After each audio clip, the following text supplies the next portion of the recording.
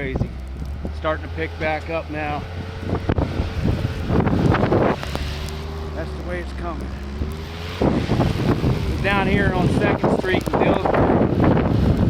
T140 trying to push us out.